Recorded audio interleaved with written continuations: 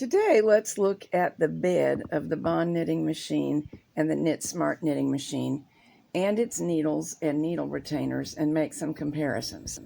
The Bond beds have changed from model to model somewhat, but the ones that I have had in the past all had a steel rod underneath. You see my husband here assembling multiple Bonds into one giant one. These pictures are from an article that we wrote together before we could create videos some time ago. This article is free to the members who use my Answer Lady and Friends app. The Knitsmart doesn't use a steel rod or have a place for one. The sections just snap together. The plastic of the bed is a little bit heavier, and the way they snap together is very similar. But because of the heavier plastic, it doesn't seem to create a problem that there isn't a steel bar reinforcing it underneath. Each end of a Knitsmart section does have a hole, but the center supports don't contain holes, so a rod could not slide in and go all the way through. Each Knitsmart section contains 26 needles. Bond bed sections contain 15 needles each. The front to back dimension on a Knitsmart section is 5 1/4 inches. I don't have a Bond in my possession at present, but in comparing with friends, their measurement seems to be a bit longer. Naturally, we've all wondered if you can interchange bed sections. If my measurements are accurate, that's a no. But some parts do interchange. The needle that started on the left was a Knitsmart needle. I just bought a batch of Bond needles, and comparing them, they are identical. I just removed a Knitsmart needle, the one that I tapped, and replaced it with one of the new Bond needles. And now we are putting the retainers back in place. The machine knits without any problem. You cannot tell the difference going over that needle because there isn't any difference. Now, the retainers are an interesting case. The white ones are the ones that came with the Knitsmart machine. The red one that you see is a Bond retainer, and you can see that it fits. But Bond retainers are not a perfect replacement. You may be able to hear a slight clunk as I get all the way to the right.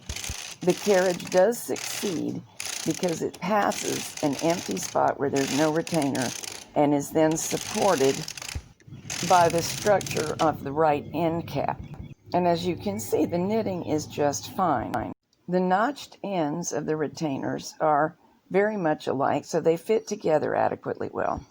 But the Bond retainers match up with the 15 needle bed section, so they don't fill up a whole 26 needle section of Knitsmart bed. This results in a gap that we don't have an easy way to fill. Also, both brands of machine notch the ends of the retainer to allow it to sit on the bed joining area. Therefore, the notches from one kind of retainer don't match up to the necessary point for the notch to be on the other kind of bed. So when I stick a Bond retainer into my setup, now my own retaining bars won't align properly.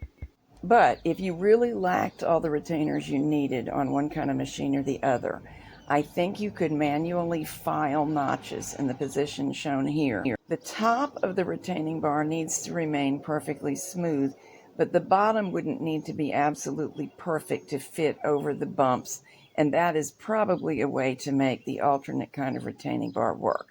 Because, as previously demonstrated, the machine does knit fine with them in position. More sophisticated knitting machines have something called a sponge bar, which fits in above the needles and presses them down a little along with whatever other mechanism the machine uses. This keeps the needles from being rattly. The Bond and Knitsmart machines famously have a lot of needle movement, and they do rattle around.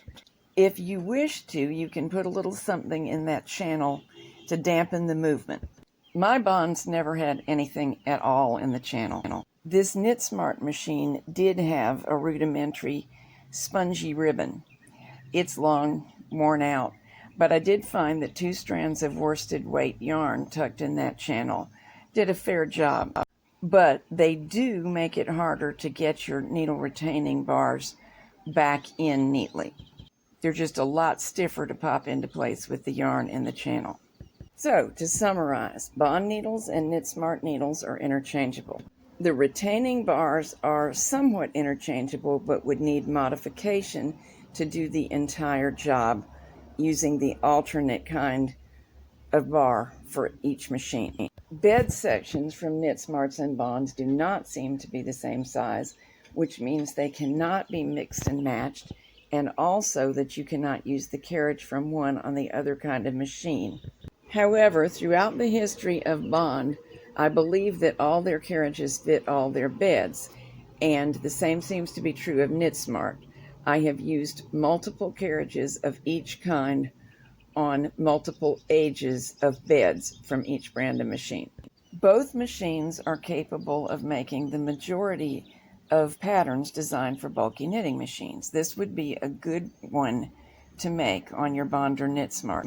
This is my own pattern, a free video series on the basic, not boring sweater. The collage says starts tomorrow because this was part of my promotional material. Actually, it's up and running in its entirety, and you can enjoy it from beginning to end anytime. On a Bond, I would recommend starting with key plate 3 to see how you do matching gauge, and probably 30 on the Knitsmart. I will place a link to the playlist for this video series in the program notes for this one so that you can give it a try. You really can do this on your machine. Also, I'm going to be making some new videos on patterns using the Knitsmart machine you just saw me working with, so stay tuned.